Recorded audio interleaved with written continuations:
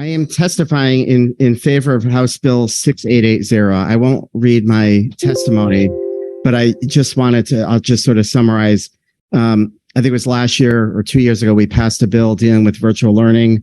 The SDE has issued a preliminary report. And I think what this bill is attempting to do is narrow down the scope, in particular, of sort of this pilot program on a virtual platform for our school systems. And I do think this is an important piece of legislation for a lot of reasons.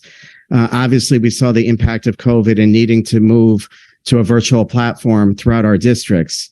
And, when we look to our state up to the north, Massachusetts, they were much better poised addressing the issue because they had a platform to convert people to virtual learning. And so this is sort of what this bill is getting at. We do have a current population with the removal of the religious exemption where students cannot attend public or private schools. This could be a platform that's utilized by them, in particular, kids with other medical needs that might not be able to be in a school system could utilize this type of platform. So that's what the bill is getting to. And I think as it moves forward, we could look at providing a more robust educational opportunity for children, especially in rural districts that might not have more advanced courses that are offered. These platforms could allow for that. And so, I just want to recognize you and thank you for your work in encouraging us to continue to look at this issue. As we know, the commission came out with a report, and I agree that perhaps that they were looking at a much larger remote learning school.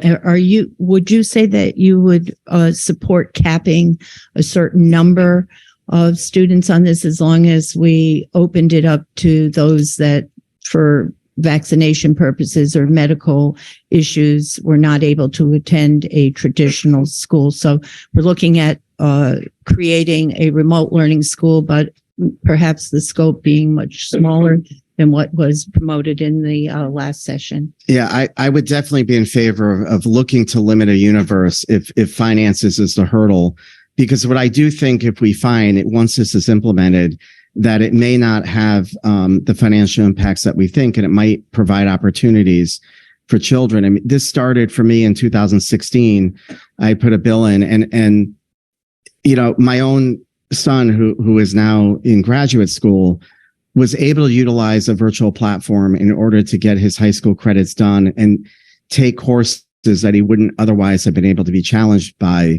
And he did very well for himself because of that. I think that this could really open up opportunities for kids who have different interests that might not be able to get, be in a certain magnet school or so I think there's a lot of opportunities here. And if money is the hurdle, I think this is one way to start the process. If I may, just to be clear, we're talking about a virtual learning school. Yes. Not just a virtual learning experience or remote learning. And with the right people looking at this and understanding that this would still be run under the Department, the State Board of Ed, would require the same public school teachers and would still have all those aspects in place. But just to clarify, we're looking at a virtual learning school. Right. That's correct. And I think making sure that we have Connecticut certified teachers that are involved. I'll just add, I was one of the legislators that actually went to Massachusetts and visited school. I thought it was a great idea. We know that in Connecticut, things take time and we never get anything right the first time around. But I'm very interested in exploring the opportunity to give parents and children choice opportunity, because we know for forever there are some kids for medical reasons they're just not going to be able to operate in a traditional brick and mortar school. And for a lot of kids, a traditional brick and mortar school just doesn't work for them for whatever reasons. It could be a number of reasons. So I think this is an opportunity to continue to explore this option. I think it's something that we're probably going to get to in the near future. I'm not sure right now, but if we continue to explore a little deeper, I think this is something that will need to come to Connecticut. I like how they're doing it in Massachusetts. They're still ironing out some of the kinks. It's less than about 6 years old, but I think this is something that should be coming to Connecticut sometime in the future. So thank you for your testimony.